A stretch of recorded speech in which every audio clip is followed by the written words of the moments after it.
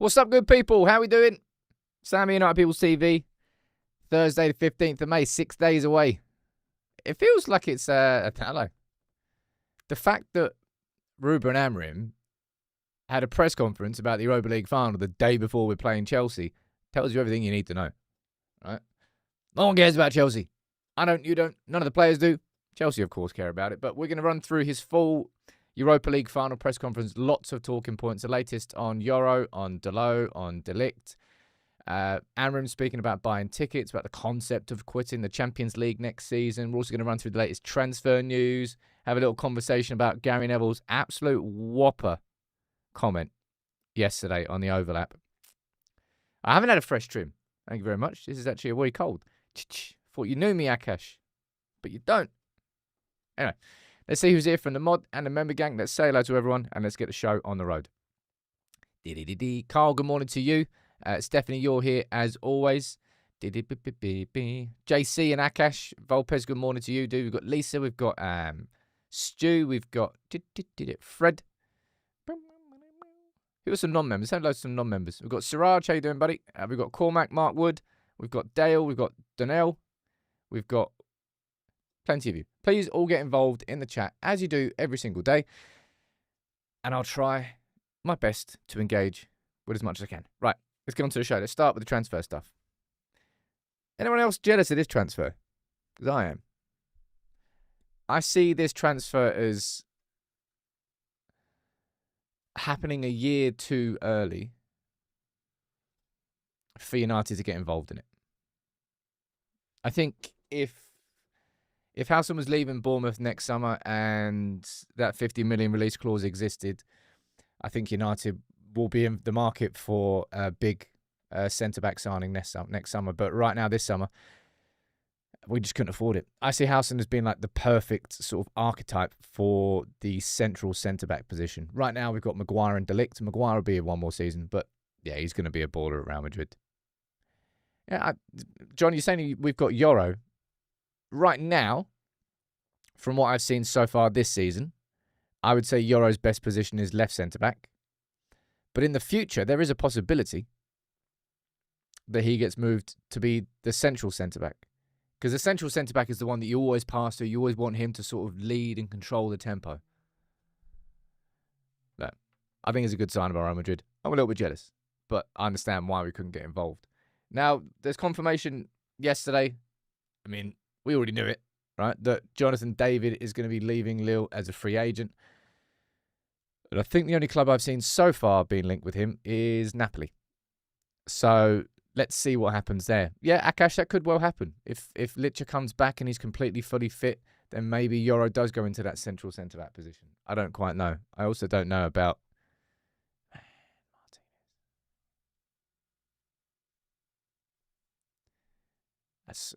what is it that he did this time? Or was it just a full ACL? I can't remember what it was. It's been out for that long. Either way, Jonathan Davies is going to be leaving for a free. Angel Gomez, Andrew, same thing. You know, he's leaving Lille on a free transfer. Does he play for Lille as well? I think he does.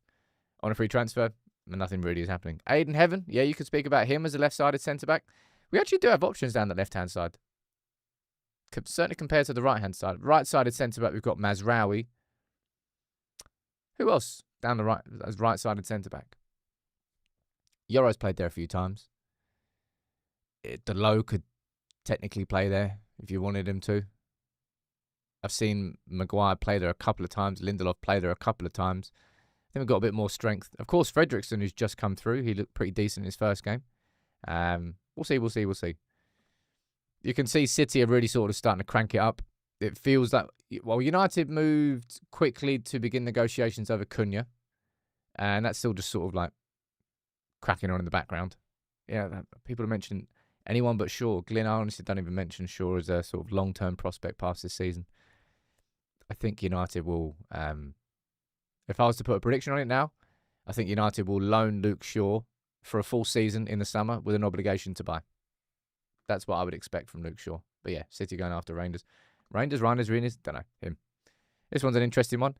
Well, it's a little, interesting is the wrong word, Jews, if I'm honest. It's just frustrating how cheap it all is. If I remember correctly, Maxi Oyedele left for like a mil.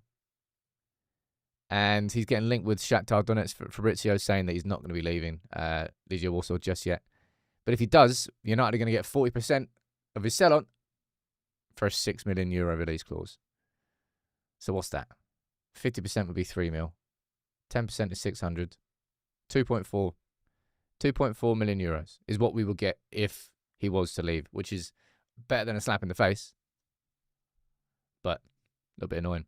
Yeah, Akash, I did see that yesterday, and thank you for reminding me, actually. I'm going to bring this up, because this surprised me. I don't think it would happen, if I'm being honest.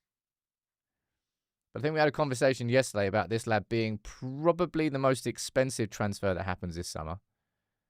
And David Ornstein saying that Liverpool have made contact with the Wirtz camp. Look, if United weren't absolutely crap, I'll be honest, it's not even United being crap. It's if United's financials were not in the black hole that they were. Do you think Wirtz would fit in? I say fit in. Do you think he would be the ideal sort of signing for us in one of the two inside forwards? Certainly a player who's hella comfortable playing in the central positions for sure. Anyway, Liverpool being interested, I don't think he's going to go there. That's why I think so anyway. He's good, but he's not worth 200. Well, I don't know actually who he would go for. I do think he's going to be the most expensive. Why is someone calling me? Oh, you're not going to get answered. Sorry. I'm busy. Right, let's move on to the main part of today's show. A couple of you are saying that Wirtz would have been perfect in the system. Wirtz would have been a successor to Bruno. Well, he's a sort of player that if you would sign a player like him, I'm not saying we're not going to sign Wirtz, by the way. Right? It's not going to happen. But if you were to sign a player like him, that's effectively Ruben Amorim and United deciding that Bruno's going to play deeper. Bruno's going to be one of the two central midfielders, and you have to partner him with the perfect person. Although I don't think that Bruno is not the right player to receive the ball first from his defenders. And neither is Casemiro, neither is Ugarte, neither is anybody in that midfield. There's nobody who naturally wants to receive the ball first from their defenders with their back facing the opposition. It's just not really a characteristic that any of our midfielders have got. Why is this person calling me again? One sec.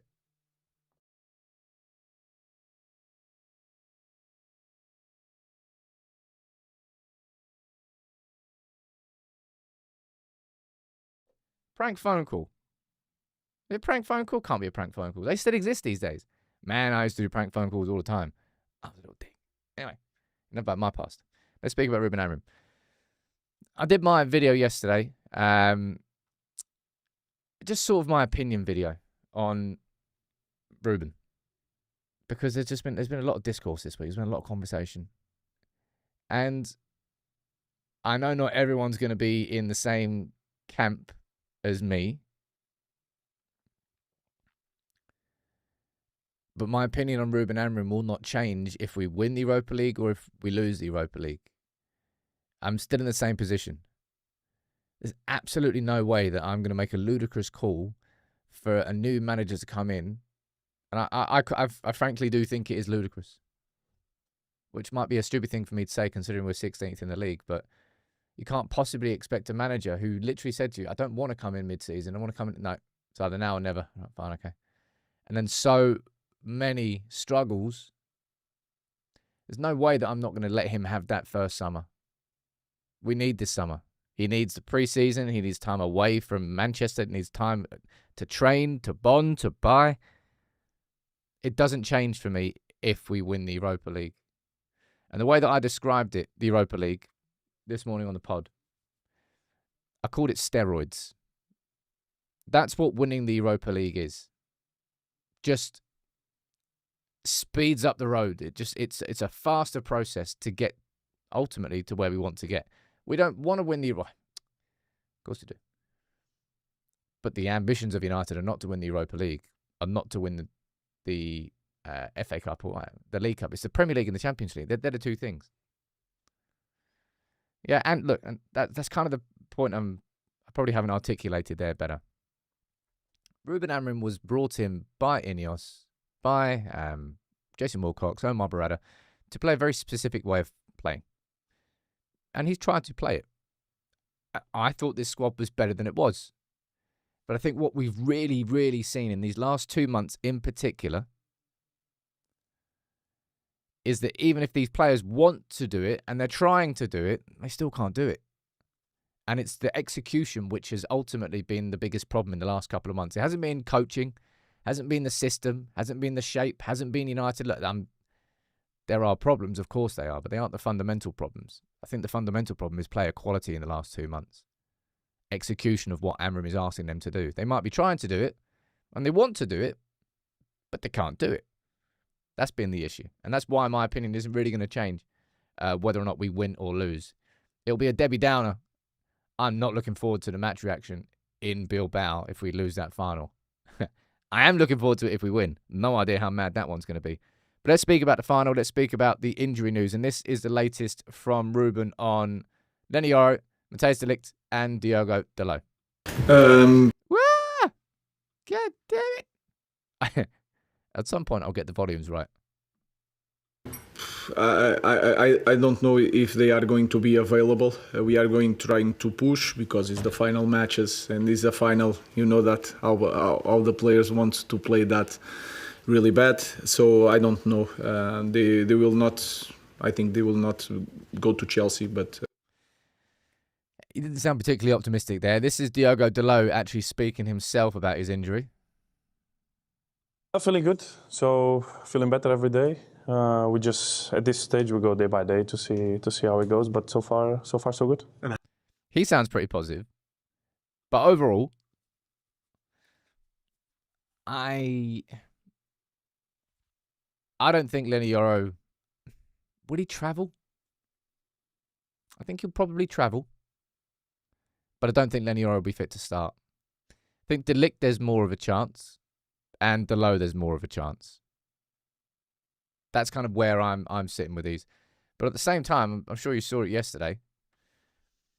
Didn't we see this? That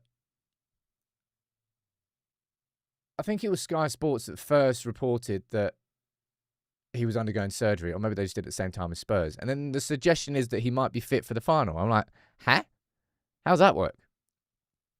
So unfortunately for United and Spurs, there's injury problems going into the final. Spurs, it looks like they're going to be without Kulusevski. We know they're going to be without Maddison. And I think they're going to be without Bergvall as well, which is probably 3 of their most creative players. It doesn't really take away from the intensity that Spurs are going to have, certainly out of possession, but it maybe takes away a slight attacking edge that they do. But they've still got Son, they've still got, well, they're worse than us in the league. I'm going to speak about that Gary Neville comment. Either way, no Yoro or De Ligt or Dalot against Chelsea. Nor should there be any player really starting that game where there's even a hint of them not being fit for the final. Yeah, Yoro was doing personal training, I believe, in the gym. Dalot was, I think, doing individual training on the grass. Who would you start between Evans and Lindelof? Have I got to answer that question? Damn, and that whole left-hand side, you got Yoro injured, Martinez injured, and Aiden Heaven. 3 options who I would all put above Johnny Evans and Victor Lindelof. So we're not going for first choice, second choice, or third choice. We're going for like 4th or 5th. You're probably starting Luke Shaw at like left-sided centre-back. Let's be totally honest. That's what I think anyway. Although then that might mean that you're playing... Oh, it depends whether Dalot's fit. You might get Luke Shaw left-sided centre-back, Dorgu left wing-back, and then Dalot right wing-back. Could happen. Johnny Evans. I mean, I'd rather... Given the choice, I'd rather choose Johnny Evans over Victor Lindelof. Remember that pass from Johnny Evans? I think it was Burnley away. Remember that? When Ten Hag was massively under pressure, the ball over the top and the volley first time from Bruno. Alex, I've seen the headline on United Stand this morning. Is Qatar news just bollocks? That's all I can do. You had to look at the title and go, all right. You just have to laugh. You really do just have to laugh. Anyway, let's move on to the rest of the press conference. So, injury-wise, United are going to have issues, but so is Spurs. Let's speak about the final itself, right? And this was the first thing that Ruben Amorim was asked. the sort of the ticket situation. Of course, it made the news this week that Ruben Amorim will be paying for, I think it was reported, 30 tickets for... And again, this is sort of like... I don't know whether this has been misreported, whether it's reported in different places. Is Ruben Amorim paying for United staff to go or the family members of United staff? Because I've seen like different things being reported in different places. Right?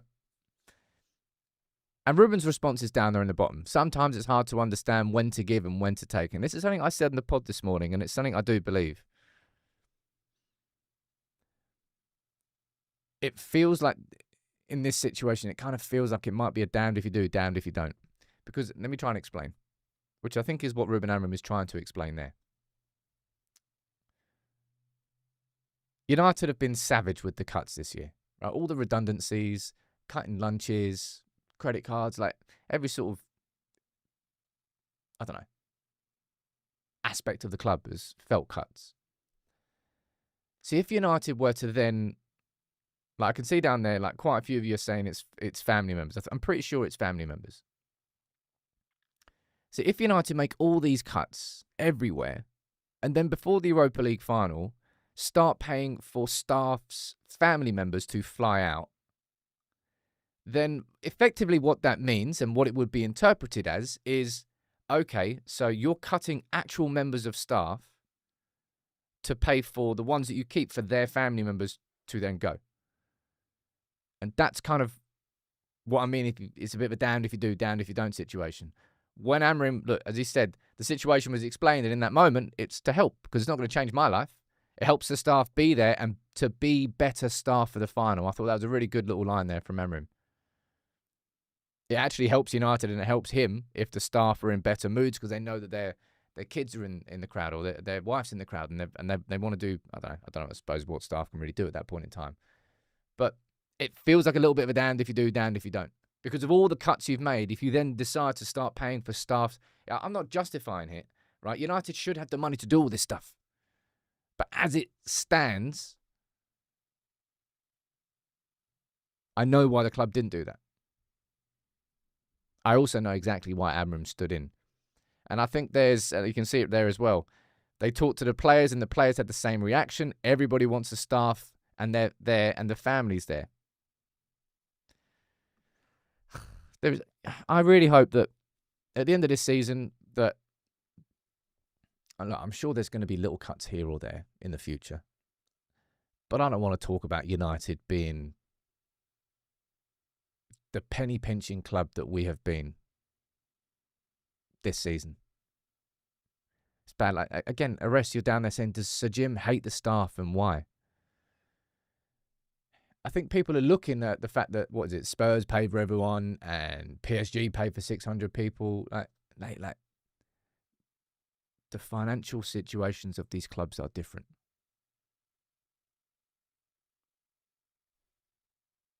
And also, and you go back to it, and people were saying that by doing this, it then gives more tickets to fans. I felt like that was a bit of a cop-out, kind of an easy way to sort of get away from it. And I haven't seen that absolutely anywhere, so I don't know where you're getting that info from. The Glazers put in their, I think it was $250,000 price they put on the jet that they flew out for the FA Cup. If they were still paying for those, they'd be headlines everywhere. Absolutely everywhere, and I've not seen them being reported by any reputable source. So I'd like to think that those have been cut. And imagine that. All these cuts, I suppose technically, would they be able to stop them doing it? No, because they're owners of the club. They are the majority owners. Will cause a bit of a ruckus, though. Either way, I think my point here is that this is, as I said, a damned if you do, damned if you don't. Had they paid for all the families, and then all of a sudden United are now splashing cash, and all of a sudden, you're making all these redundancies and cuts, but you can pay for all these family members to go to Spain for a week. Trust me, that's how it would have been reported. There wouldn't have been a situation here where United could have come out of it going, they made the right decision. But I'm glad that Ruben Amorim himself saw it and stepped in and goes, I've got the dough. There you go. Makes a big difference. Makes a big, big difference. Now, this is obviously a quote that flew around this week. The idea that Ruben Amorim would walk away, he said he'd leave and he'd give the job to someone else if United aren't doing what they're doing, right? And it's been taken as headlines of Amorim threatens to walk away sort of thing, threatens to quit. And he's just reiterating what he's saying here. Look, I've got a clear idea of what I need to do. I understand the problems of the team, so I am far from quitting. What I'm saying is we need to perform, and if we had this season in the future, they're gonna change us. They're gonna sack us. It's exactly what he means, and he's bob on. As much as I gave my opinion yesterday, and I've said that I want Ruben Amorim to, of course, see this summer through and see the start of next season, I know full well, so does Amorim, and that's exactly what he's saying here. If we go through the first 5, 6, 7, 8 games next season, and the performances are swag and the results are crap, the pressure's just going to get cranked up. I wouldn't say that Ruben Amorim is starting on a level playing field at the beginning of next season, kind of regardless if we win the Europa League or not. He's starting on the back foot because of how bad this season has been. And he knows that, and that's fair. I do think that's genuinely fair. Do I hope to see more interviews next year from Ruben, says Ronan. At least we're getting the sarcasm in there in the morning. Everyone knows a bit of sarcasm. My niece knew sarcasm when she was, I swear, when she was like 3. Evil geniuses, kids these days. Evil geniuses.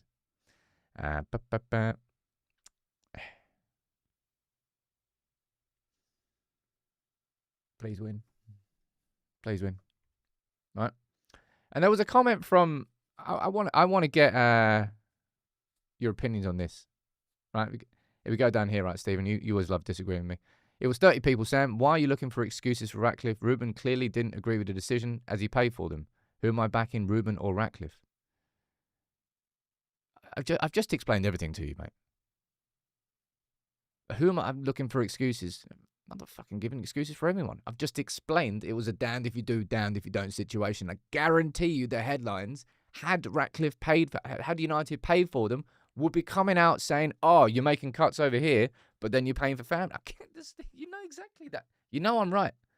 The story would be very, very different. And people would still be annoyed about it.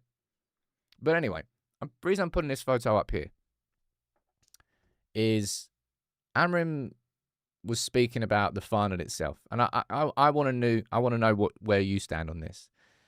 He mentioned the FA Cup final last year. And he was saying, look, I know that it's been an awful season. But United last season in the FA Cup, they had an awful season. They showed in the final they turned up. Because we did turn up in that final.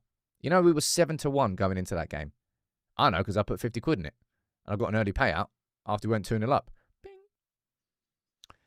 Do you take any confidence? This is the question I want to ask. Do you take any confidence from the FA Cup final last year into the Europa League final this year? In the idea that there was fear, there were expectations going into, but then the players absolutely delivered. Do you think that could lead into this final? Or is it just completely separate and has absolutely nothing to do with it?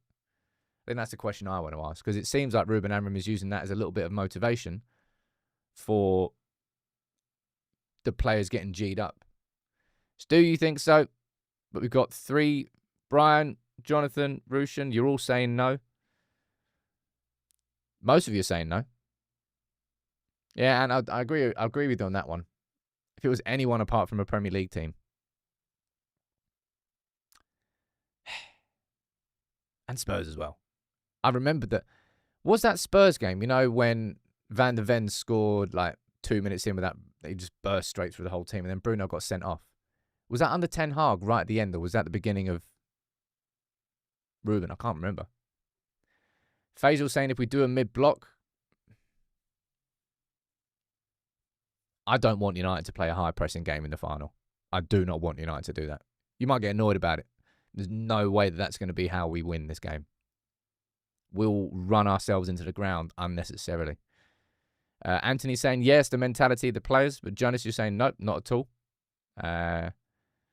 Dad's saying, not really. They were in a better state. But you think United were in a better state going into the FA Cup final last year compared to how these players are going into this one? I'm not sure I'd agree with that. Man, I'm not going to cast my mind back, but last season was bad. And look, to be honest, we're like 8 places lower than we are in the league. So, yeah, it's been a lot worse in the league. But consistently, we've been doing it in Europe. We're literally unbeaten in Europe for the entire season. We have been Jekyll and Hyde. Really have been.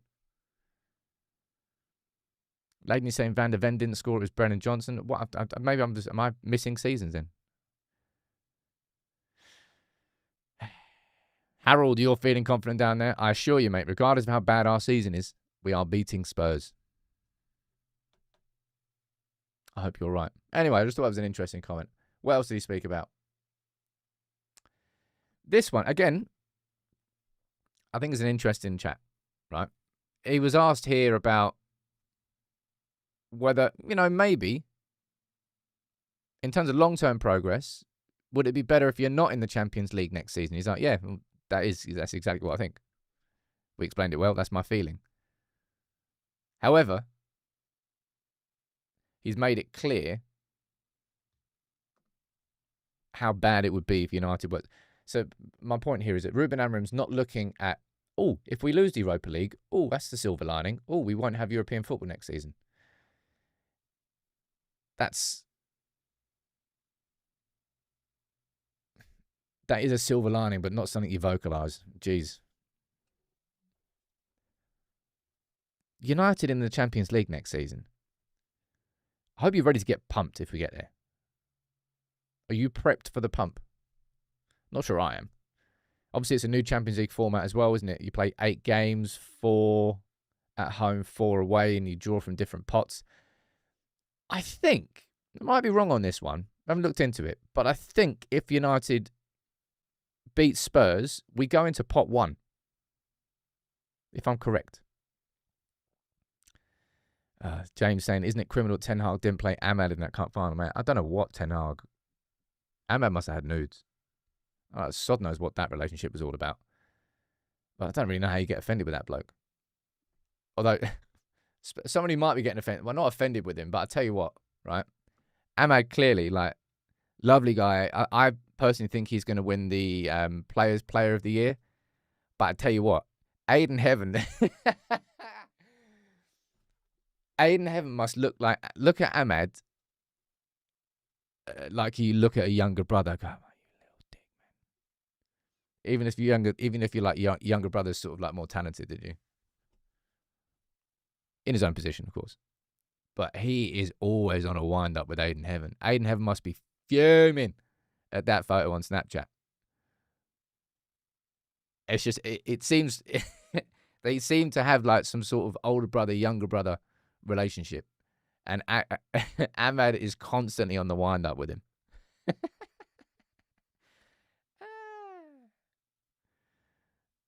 I mean, he's added the forehead in. I think that's the point, isn't it? Presumably, that's what he's done. I don't think his forehead's that big. I think that's kind of part of it. Anyway, can't wait to see him start in the final.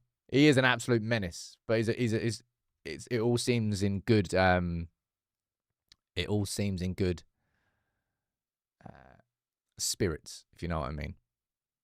It's the sort of stuff that good teammates, when you're in a good place, the sort of stuff you get in dressing rooms, and it's why people miss.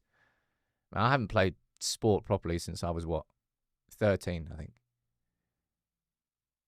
But you had it a little bit, but you just miss that dressing room environments for a good sporting teams are always great places to be, man. Anyway. Final comment here from Ruben on the final and on what winning it would mean. And he was asked about sort of, Mourinho won it as United boss. He's like, I've not really spoken to him. He goes, it's not important if I follow Jose Mourinho or another manager. The most important thing is how this title could help us get back to the top fast. And that's what this Europa League is. It's a backdoor entry. I call it steroids. It's an accelerator. That's what winning the Europa League does for Ruben Amorim at Manchester United. I honestly think it brings everything forward, probably by a full season.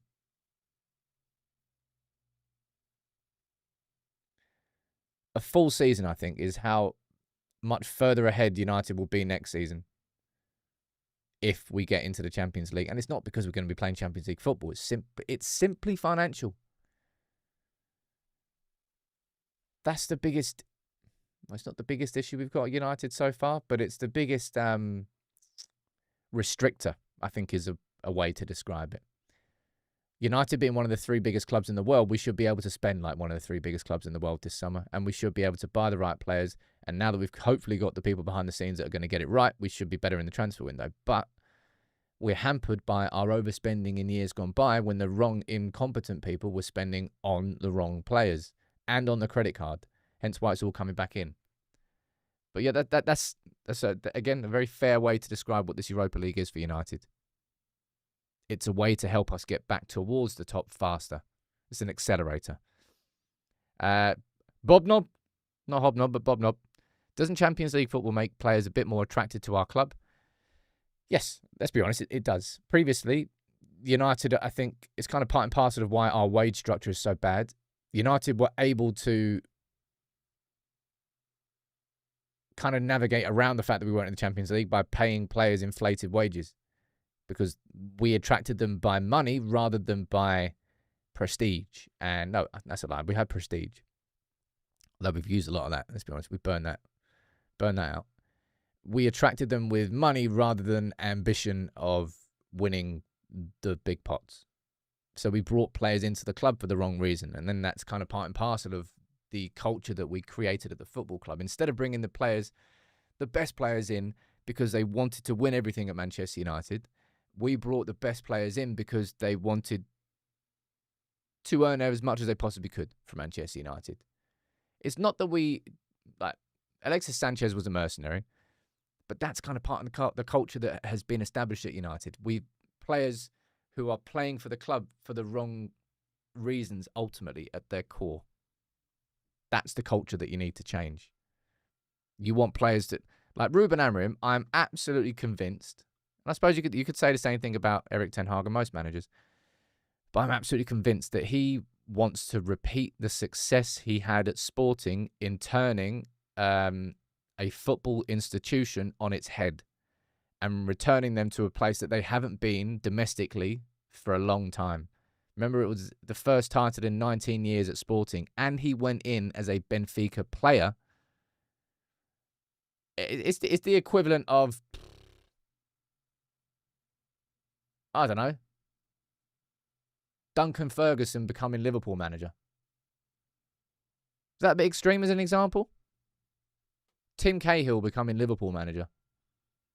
I think that's pretty fair.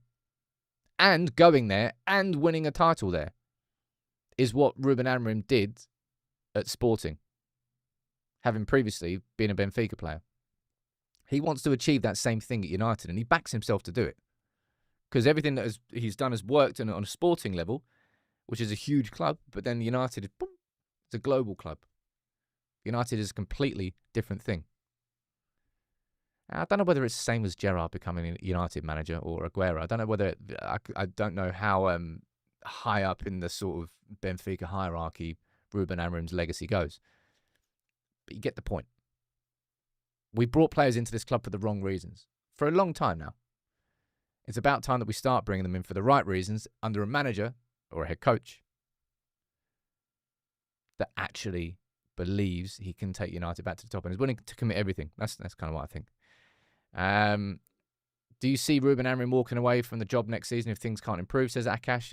He won't have the opportunity to walk away because he will be sacked. Everyone knows that. If come November time next season, we're here after a really crap start to the season with 12 games in and we won 3 and we've drawn 5 and we've lost 3, 5, 8, 12, 4, then he probably won't see out the rest of the year. But he knows that. Yeah, he absolutely is exactly that. And this is a big thing, and I'm gonna stay firm on this, right? I've seen so many people trying to have a go at Ruben Amorim and say that he's one-dimensional as a coach. He's only using one system. Where's the tactical flexibility? And I'll just slap them upside the head. I'll say, you said the exact same thing to Erik ten Hag. And what did Erik ten Hag do? He switched up. He started playing deeper systems, 4 at the back, started kicking it long.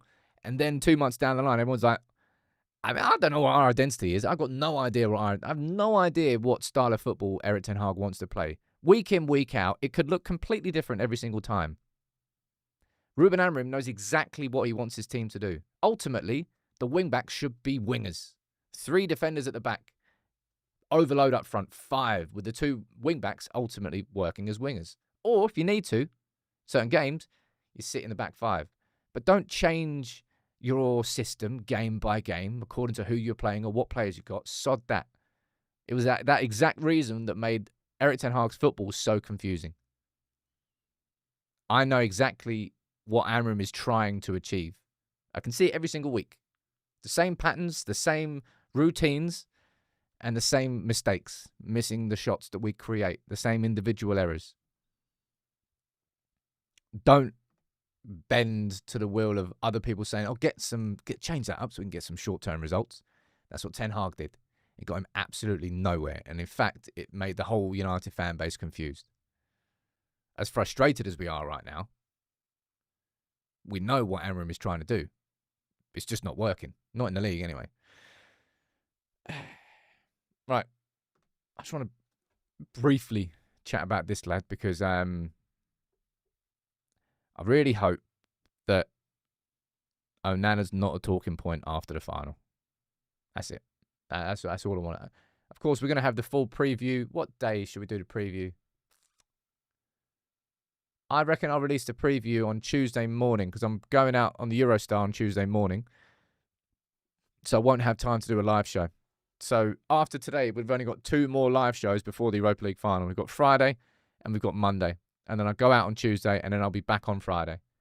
But Onana, I've seen people say, he's lost every European final he's played in. Onana was actually very good in the Champions League final that they lost to City. He was really quite good. I just hope that Onana's not a talking point. Please, I've already explained my position on Onana. I've lost belief in him as a long-term first choice for the club. And I think the club should be looking to find a new goalkeeper in the summer. I don't know whether that's going to be possible, considering Bayindir is definitely going to be leaving. I think Heaton might be staying for 1 more year now. Look, just please don't make me talk about you after the game. And, mate, Casemiro's, I've read that as well. Casemiro's won like 7 out of 7. Hot take here, early prediction. Casemiro's going to be man of the match on Wednesday. Can just see it. It really feels to me like watching Casemiro in the Europa League now. It really feels. One second, let me pull this bad boy up. There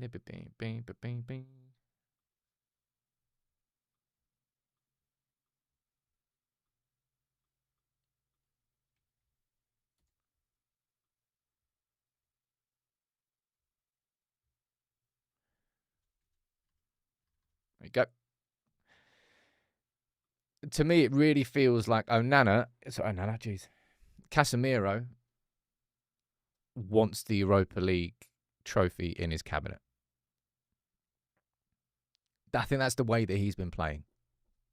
He knows he's never had to play in the Europa League before. He's won the Champions League all the time. He's never needed to. But this is the one opportunity that he will have in his career to win this trophy. And I think that's how Casemiro is playing. He's been fantastic in the Europa. A very, very different player. Rahil, you mentioned that down there. I was going to mention that in my preview. But yeah, Bruno Fernandes as well will be absolutely supercharged for this final because of what happened against Villarreal. He already lost the Europa League final, and Bruno will be still stinging from that. But yeah, my hot take is that Casemiro, I think, is going to be man of the match. I hope so, anyway. Whew. Yeah, Jonathan, don't be doing that. Do you know how disgraceful this is? I've got to show you how disgraceful this is.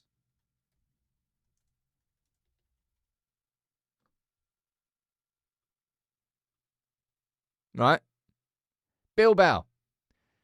20 on Friday. 22 on Saturday. 27 on Sunday. Lovely. Spain. Lovely weather. Well, actually, to be fair, it's improved over here.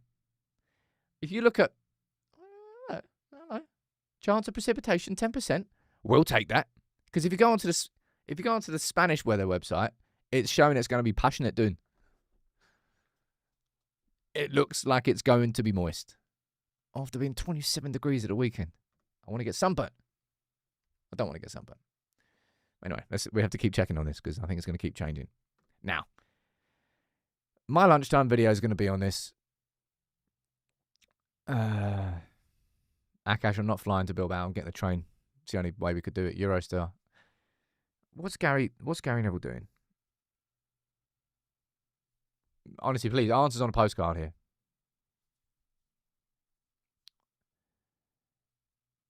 First of all, that's just straight up wrong. And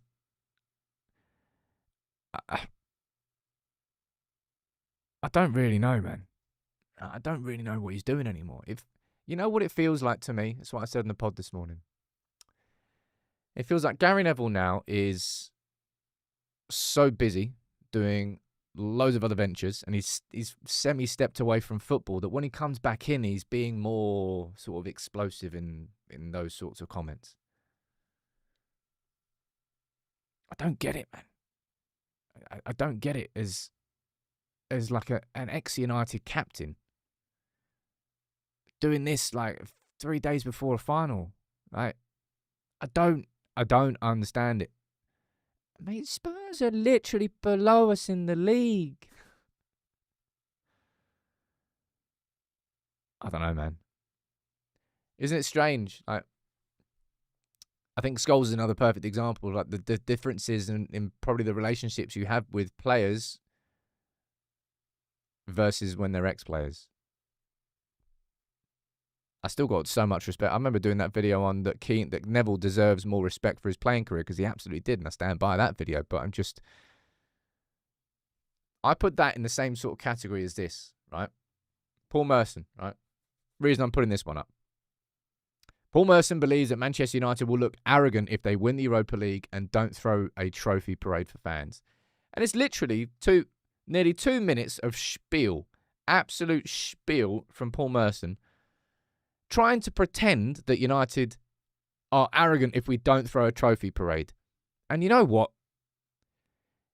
If United were throwing a trophy parade, there would have been a different video here yesterday from Paul Merson saying that United look arrogant if they're throwing a Europa League. How dare they? They finished 16th in the league. They just argue the opposite for attention. And they don't believe it.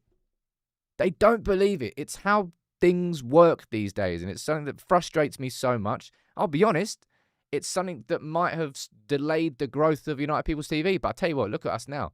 Like, when if you work and work and work, it might take you longer to get there. But when you're there, it's like you haven't lost any integrity on the way. No skeletons in any closets people can pull up on you. It's just the opposite is always argued simply for attention. Look at me, look at me, look at me. And had United been throwing a bloody parade, we would have got laughed at. The attention economy is a pretty fair way to describe it. That is half of the internet. It's just